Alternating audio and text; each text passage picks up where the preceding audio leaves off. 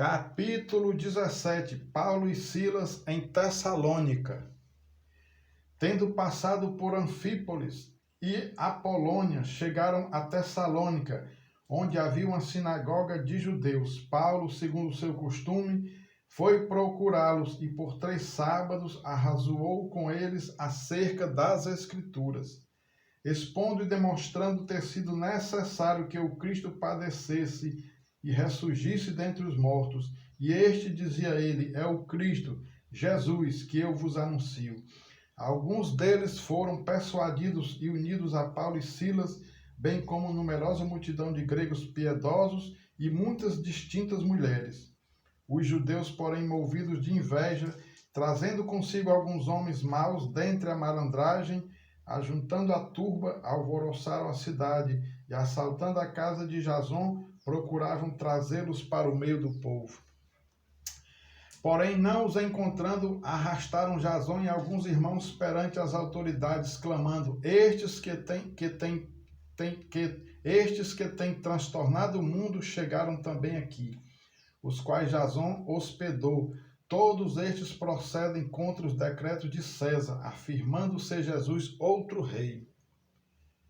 Tanto a multidão como as autoridades ficaram agitadas ao ouvirem estas palavras. Contudo, soltaram Jason e os mais, após terem recebido deles a fiança estipulada. Paulo e Silas em Bereia. E logo durante a noite os irmãos enviaram Paulo e Silas para Bereia. Ali chegados, dirigiram-se à sinagoga dos judeus. Ora, estes de Bereia eram mais nobres que os de Tessalônica, pois receberam a palavra com toda a avidez, examinando as Escrituras todos os dias, para ver se as coisas eram de fato assim. Com isso, muitos deles creram, mulheres gregas de alta posição, e não poucos homens. Mas logo que os judeus de Tessalônica souberam que a palavra de Deus era anunciada por Paulo também em Bereia, foram lá excitar e perturbar o povo. Então os irmãos promoveram sem detença a partida de Paulo para os lados do mar, porém Silas e Timóteo continuaram ali.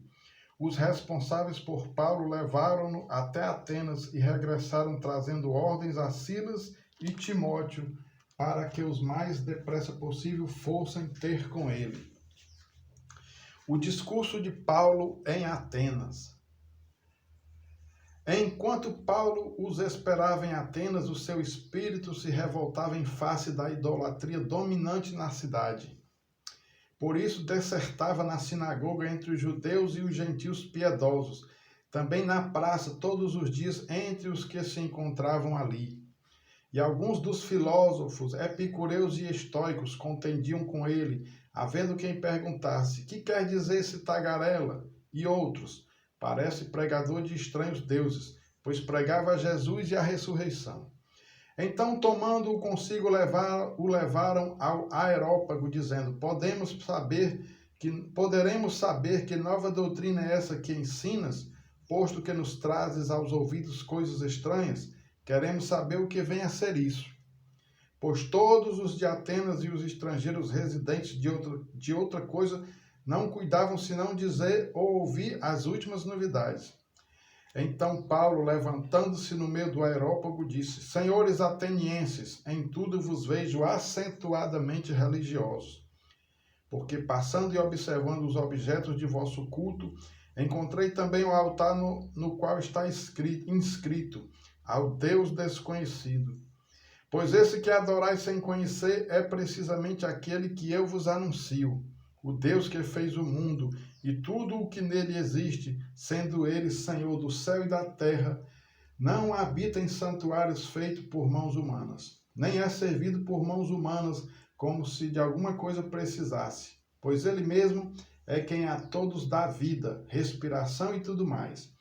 De uma só fez toda a raça humana para habitar sobre toda a face da terra, havendo fixado os tempos previamente estabelecidos e os limites da sua habitação, para buscarem a Deus, se porventura tateando o possam achar, bem que não está longe de cada um de nós. Pois nele vivemos e nos movemos e existimos, como algum dos vossos poetas tem dito, porque dele também somos geração. Sendo, pois, geração de Deus, não devemos pensar que a divindade é semelhante ao ouro, à prata ou à pedra trabalhados pela arte e imaginação do homem.